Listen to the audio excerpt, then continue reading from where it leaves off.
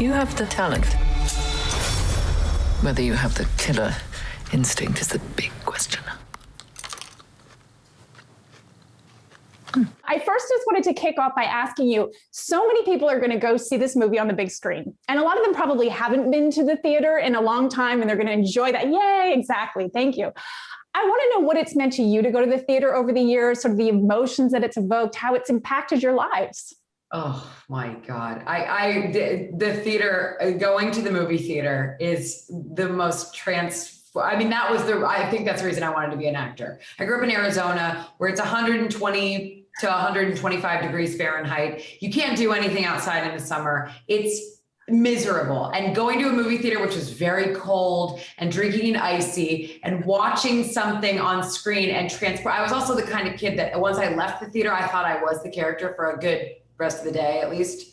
So it's just when it's that big and it overtakes you and everyone's really focusing on something, especially now when you're always looking at your phone and there's other distractions. It's the most, I think it's the reason I love being in movies is because they're seen that way. I think it's so special. Ems only watches movies on her phone exclusively. And I have a very small phone, tiny. I'm like this, sort of. This is good. Anyway, I grew up, of course, rather earlier in the 20th century. I nearly said 19th century, which is sort of, but that's because I'm essentially a 19th century woman. I grew up much more in the theatre because my parents were both actors. So for me, going into a dark theatre was it was just extraordinary. And my parents, because they worked in the theatre, didn't really take us to the cinema very much. But the first movie I saw was Disney's Fantasia. And it's still with me. It still haunts me. I still love it. I still find it completely transporting. And like theatre and cinema together were what made me want to be an actor. Actually, I didn't want to be an actor for a long time. I wanted to be a hospital administrator, but let that pass. I've made a very good administrator, actually. You still need to play one in a movie. So obviously, I know Glenn Close is a producer on the film, and Emma Stone, you obviously need no inspiration at all from her. This is such an inspired performance by both of you, just incredible. But did you draw anything? Was there a nod? Was there something, an ode to Glenn?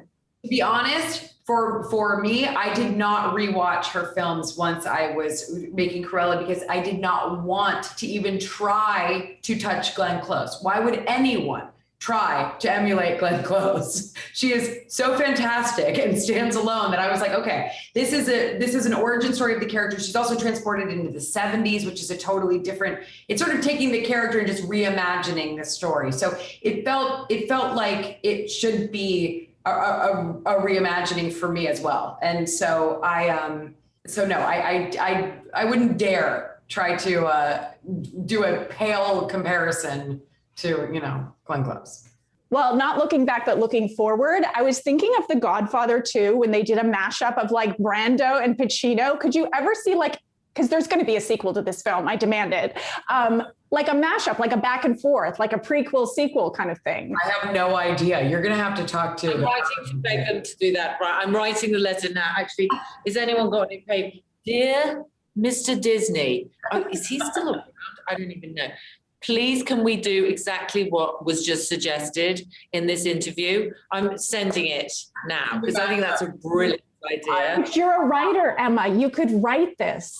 Actually, oh my God, that's a really good. Okay, Stone. We'll have a little think about that.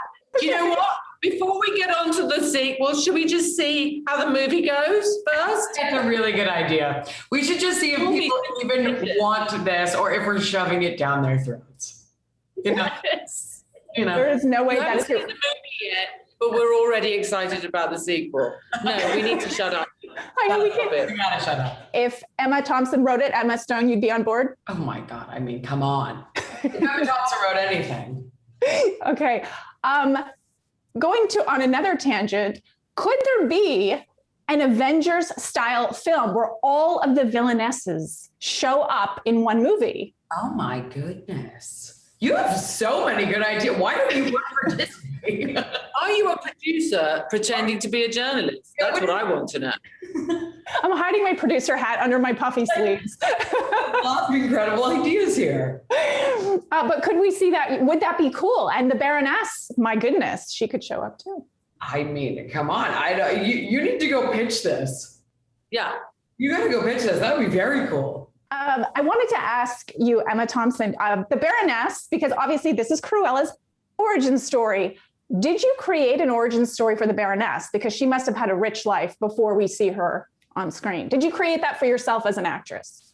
Yes, I do. I sort of did. I mean, I think that the Baroness was clearly rather poorly parented, which was not unusual in the aristocratic circles of that day.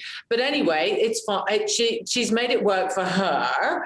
And so her entire life is centered around her creative genius, which is certainly present and real. I mean, she really is an extraordinary designer, but she's rather weak in the sense that she's unable to tolerate any kind of competition. But again, that's not unusual at the top. Some people can't cope, and so they have to stay up there. And to do that, they just tread on everyone coming up beneath them. So she was extreme. Cruella loves to make an entrance. What is either the biggest entrance you've ever made, or have you ever crashed a party?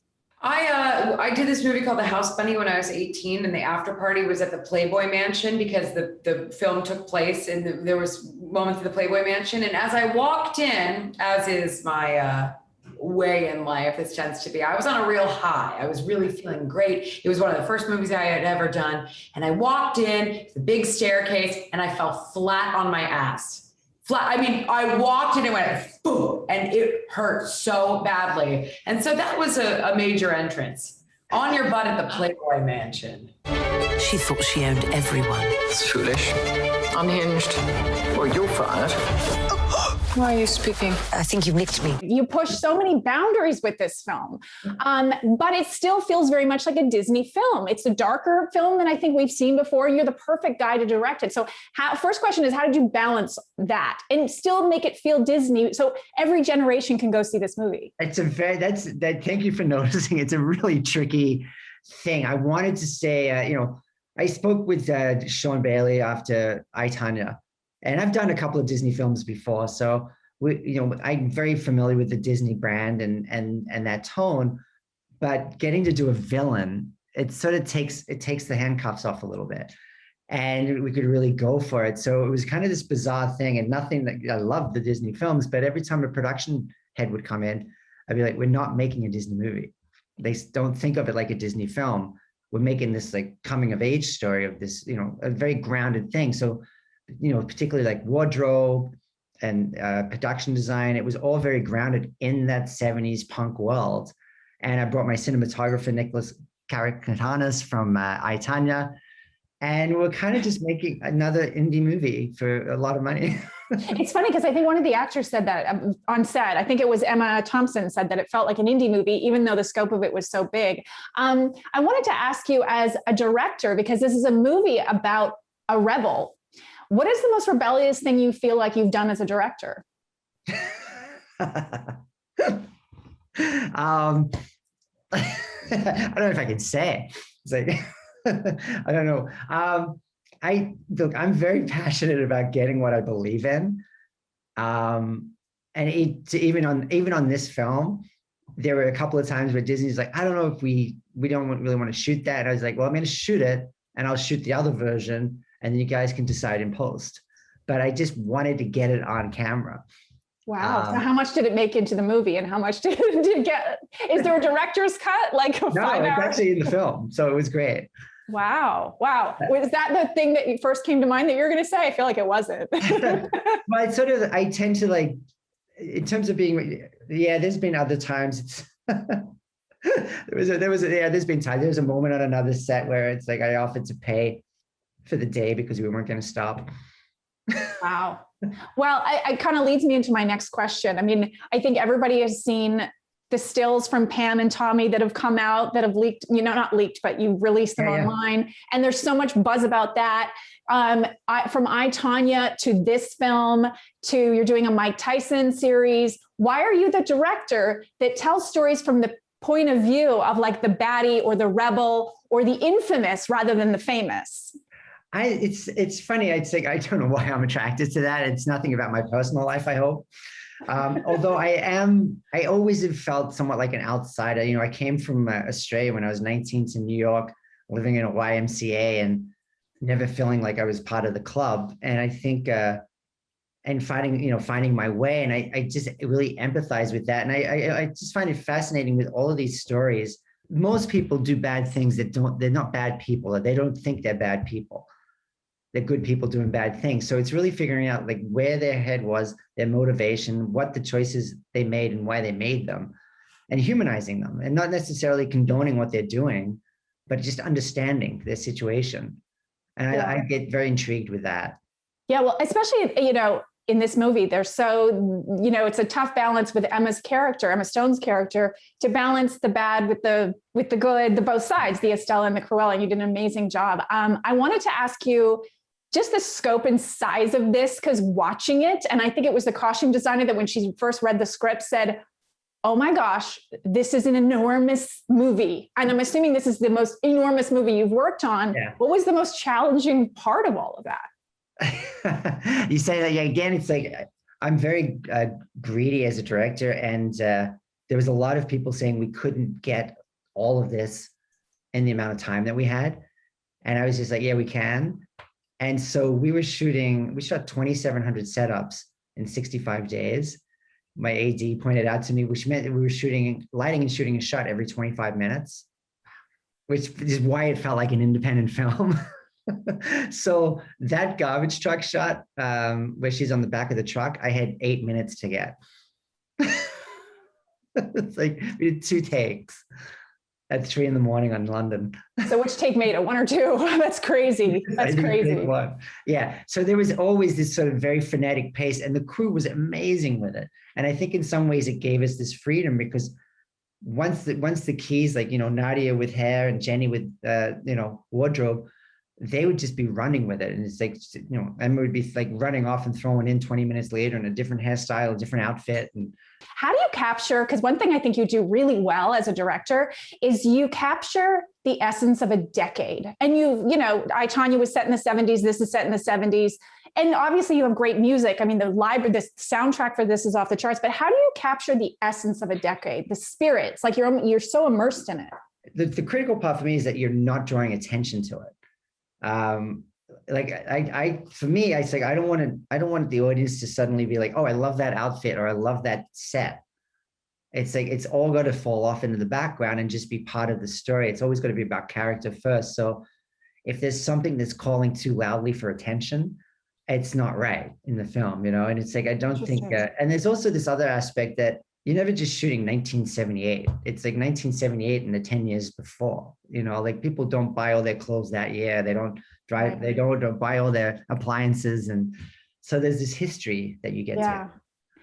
Can you, for Pam and Tommy, so curious the tone of it. How is it going to feel? Very I, Tonya. Is it really? Yeah. Yeah. It's really fun. We just finished my 4th week on that. And the actors are amazing. The scripts are great. And there's this surprising empathy that you get to have for the characters, and this complicity again that the audience has for being involved in such a scandal, Yeah. Oh yeah. I think, as soon as the pictures dropped, that's Lily James. That's incredible. Yeah. The prosthetics are amazing. It was the makeup's doing an amazing job. Yeah. Going back to Cruella, I noticed something and my team was like, you can ask it if you want. I don't know if this was a choice, but we're talking about the scope of the movie, but I want to talk about something very detailed. There is a scene where Emma Stone's character, Cruella, has banana on her face. There's another scene where the Baroness, played by Emma Thompson, is eating a banana in a car. There's a piece of banana, and I had it at home and I rewound it. I'm like, there's banana, and then she checks out the window. Was that a choice? That was not a choice. It's a good catch. But we're trying to figure, it's like, they got so much makeup on, and what's not going to mess with the makeup that she can eat in a way that works. And then the banana popped in from somebody that day.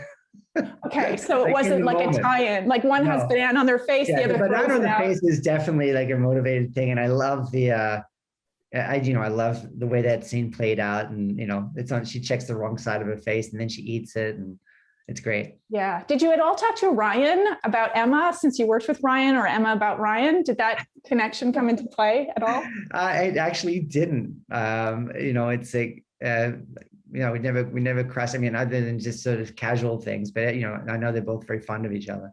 You have a bit of an extreme side.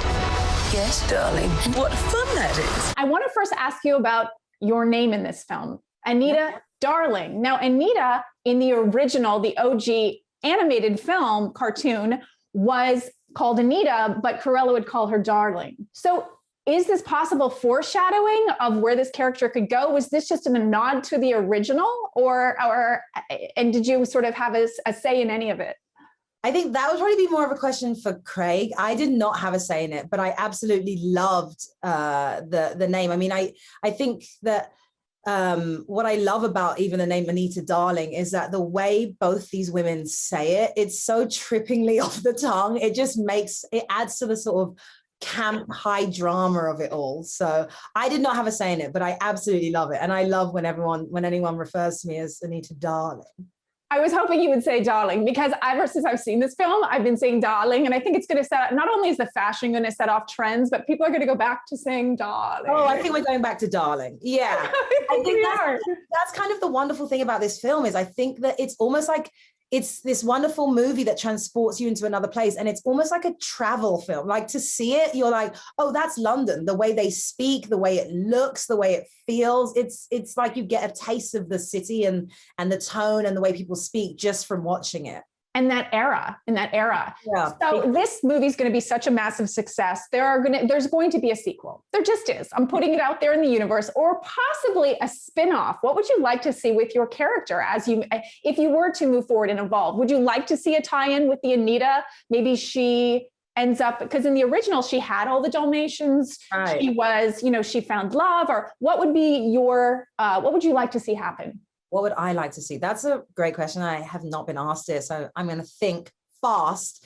I think what I would like to see is kind of more of what we've seen in this film. I think what really drew me to it is seeing multiple women who are so ambitious and are really career driven. And I think that we're in a point in the world where that is not odd. That's not an anomaly. That's just a truth that's been a truth for a lot of us for a long time, but it hasn't been something that people are sort of always the most receptive to is someone, and we all know there's a different stigma with a man who's ambitious than with a woman who's ambitious. And I think that I would just love to see in wherever this goes in the future, to see more of that, to have, more scenes opposite Emma where you see sort of worlds collide. Because I think that's what's the beauty of this film, is that you're constantly seeing worlds collide, and that's what creates the drama.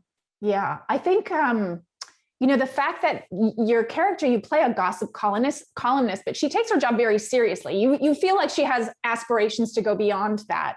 Did you research at all? Because what it means to be a writer, photographer, gossip columnist back in the 70s is so different from today. Oh, did you research sort of the impact? Because your writing really changes the narrative of how these characters go and how they're perceived in the public. And then moving forward, did you have any role models, like any journalist role models? Well, I'll say this. What's interesting is, and obviously this because you're part of this world, is that media has changed so much, and also the way we receive information has changed. So what I found when I was doing my research, what was really amazing was, in the 70s, if you had a story on the front cover, that would be all anyone talked about for weeks. It could be months even, whereas now our news cycle is so fast that you could be on the front page of something, which most people aren't. It's not physical anymore anyway, and then you're the next day no one even knows what's going on. And so I think that for me, understanding the impact of that really helped to build the character, to understand that what she says and what she prints has a huge impact on not only the lives of both the Baroness and Cruella, but also on she's kind of exporting culture at that point to London and to people, and she's sort of responsible for Cruella becoming such a trendsetter. Well said. I'm like, yeah, it's true. And it is power. You had a very powerful role in the film. I want you have such an amazing resume. I wanted to ask you, because you've worked with your characters, your character worked with a lot of baddies, a lot of villainesses. So I wanted to ask you, who is the cruelest and baddest villain? Is it the Baroness from Cruella, Villanelle from Killing Eve, or Bad Janet from The Good Place? Bad Janet, for sure. Bad Janet. You know, Villanelle is, you know, she's bad, but she almost feels misguided at sometimes. And then, you know, the Baroness, I think that, to me, the Baroness is so deliciously bad. It's almost like you can't help. I don't think at any moment you don't love her. You just love watching what she'll do. And then I think Bad Janet is just the dark side. Okay, got it. Yes, no, it's true. I absolutely, by the way, I see nothing wrong with anything the Baroness does. Well, a few things, but you know, you're right. Delicious. I love that you use that word. It's one of my favorite words.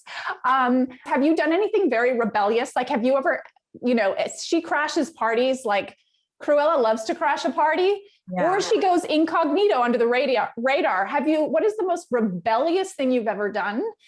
Have you ever crashed a party? I have never crashed a party. So, and if I ever do, I think I'll take a tip from Cruella and do it in style. I can't think of the most rebellious thing I've done currently is I did this. I dyed my hair and cut a lot off. So that's the most rebellious I can think of in a moment, and the most sort of like, oh, okay, you did that without telling anyone. So I love it. It was the first thing I was going to say when we came on screen, is I was going to say, I love it. I didn't know if it was for a role or a personal thing. Was it possibly inspiration from? You know, I think that in doing Cruella, I think what was so amazing about it is seeing, being part of a film that pushes boundaries, both as a narrative and it being kind of, you know, not what you'd expect from a Disney film, but also fashion-wise. I think what's been amazing is getting to do press for something like this. You can kind of let your freak flag fly and, you know, do whatever you want, because that's this film. It's all about sort of, be yourself, be who you are, and let that come through, and people will take it how they'll take it. So I think it's been really, really fun to be part of a project like this that you can lean into personally also. I'm asking everybody today, if a personality was a pie chart, I think we all have a little Cruella and all have a little Estella in us. Your personal, what would be your percentage? What percentage do you have Cruella and what percentage Estella? I think I'm 60-40, 60 Cruella, 40 Estella. Because I think the wonderful thing about Cruella is that she understands that it's almost like good to be bad. It's this thing of, if people want to think you're bad, have fun with it. And I love that. I kind of love that idea of not caring, not taking things really personally, not so really caring what people think of you, and recognizing that people will think whatever they'll think, and your job is just to present you. What other Disney villain do you think needs an origin story, a live action origin story? Ursula from The Little Mermaid. I gotta know how she came to be. I have to. She stole my dogs. My first question to you is, you know, Cruella is a little bit of a rebel, well, or a lot of a rebel. What is the most rebellious thing either of you have ever done in life, in your careers? Have you crashed a party, or have you, you know, made a big entrance, gone under the radar? I can't tell most of my stories in any setting. What about you? Yeah, I don't know, man. I don't really want to. You don't want to be telling those things to kind of, I don't know, however many people would be watching this. I will say this: I like messing with celebrities when I meet them, like just saying or doing something silly to put them off. And when I was at the SAG Awards, the one time I got to go as a guest, I saw Bradley Whitford, and rather than being like, "Oh, West Wing," or "Oh, Get Out," I saw him and I go, "Hey man, Billy Madison." I love Billy Madison. So for me, it was like a frat boy compliment, but he looked kind of pissed off at me and he went, "Hey man," and walked right away. Like, no way. I just interviewed him for Handmaid's Tale. But so I would think he would appreciate that. He's very kind of like quirky. He might have been being funny. He's a tremendous actor, but I've made it a habit now. Anytime I see him, I'm just going to say Billy Madison. So yeah, well, there you go. And then he'll remember you. You're the Billy Madison guy. Joel, any little stories you can share? Crashed a party, gone under the radar? Oh, I don't know. I'll go back to you. I'll think about it now. I'll think about it as we're going on, and there might be something I can dredge up from my cloudy memory. This says a lot that you can't share a lot. But I mean, I think it's a rite of passage as a Brit that you crash a lot of parties, right? The only way to go to a party, really. I mean, you're not really unless you crash the party. It's kind of the norm. So obviously, Paul, we know that your co-star here was amazing, but I want to talk about your other co-star, and that was Wink. Wink the dog, the Chihuahua. Oh. What kind of a co-star was Wink? I mean, you know, it's a fabulous film when he even goes incognito and has wardrobe and goes under the radar and crashes a party. So how was it sort of navigating all that? You also have a scene where you kind of have an altercation with some Dalmatians. How did that go? It was tough. You know, the dogs have to have a tutor on set because they're still going through obedience school. So that combined with, you know, they were very needy. It was like, hey, can you throw me a bone here? And I'm like, what do you need? And the dogs are like, no, really, throw me a bone. And it was just, they're very needy, and they were all real divas, I thought, more so than either of the Emmas. Wouldn't you say, Joel? They were kind of demanding, the dogs? I would say that. Very, very, very demanding and very short with you, you know, not very good people skills. Yeah. And just hungry all the time, demand to take breaks, the whole thing. Yeah. Or you'd walk up to them and you'd be like, hey, little guy. And they go, no, not right now. I'm in character. I hope you're only going to tell that joke to me, by the way. That's perfect. The first time I've told it, so. Joel, there is a scene between your character and Cruella that already the people that I know that have watched the film are, I'm going to use a very millennial term, but shipping the two of you and seeing a romance between both of your characters. But you're also, so was your character in love with Cruella? Could there, because I'm seeing a sequel already. Is there potential for that? No. Yeah. Friends, man. We're like the gang. And we're sad that she's, well, essentially losing her mind, I guess. And yeah, no, it's not. I think the film's kind of full up already with enough stuff. I don't think that's the vibe. Really? So you didn't feel that when you were filming, like you didn't have that? Because people are taking that from it. I mean, could it be like a Ross Rachel friend situation where it ends up being something? Or I took it more as this is like more like you grew up, like you said, you grew up together. Yeah, I think personally, I think it's more of friends, like good family, really, actually, more than friends, family, because they haven't got anybody else. So They have to kind of stick together. But yeah, that's what I think of it. Paul's going to say something now, and yes. I'm not sure if it's to be believed. I was just going to say that I think a lot of audience members are going to leave this film asking the question, will they or won't they make coats out of the dogs? What is there when you join a Disney movie? Is there a henchman school? The two of you are the perfect henchmen. Do you learn tricks of the trade? Did you research it at all? Like, could you pick a lock asking for a friend, not asking for myself? No, what's the process? I'm woefully incapable of anything that cool. I don't know. I would be horrible in a heist situation. I'd be on my phone trying to Postmates a meal while everyone else is throwing ninja stars and jumping through windows. What about you, bud? When I was a child, I stole a toy once, like a toy soldier, when I was like really young, and then felt really, really guilty about it, and I hid it somewhere, and I left it there because I couldn't face kind of getting it. So that was maybe that was my training. Maybe that's my shame thing as well. Maybe that's my reckless. That's like an answer to two questions. That's my reckless moment as well. That your moment was stealing a toy soldier when you were 5? 5 seconds. True rebel. I want to ask both of you, and I'll start with you, Paul. This is going to be the first film that a lot of people see back in theaters after not seeing a film for a long time. I know you're both cinephiles. So what has sort of going to the movies meant to you? How has it changed your life, impacted you, that feeling of being in a theater?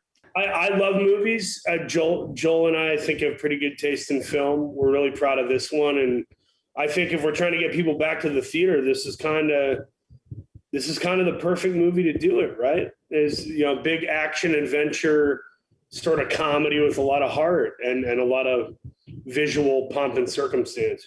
What this film certainly has to offer is there's not many films you could take your child to go and see, and also your parent, and all of you will enjoy it and like it, and that's kind of perfect for now, because we need some films like that now, and it really is that kind of film. I mean, all the generations will enjoy it, and that doesn't happen.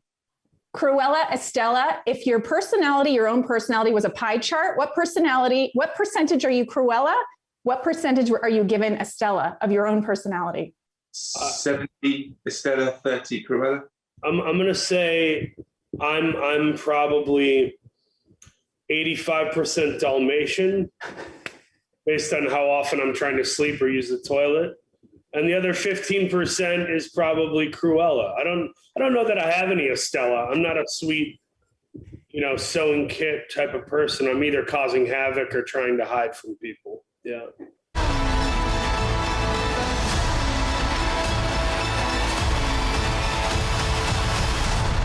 Don't worry, there's lots more bad things coming.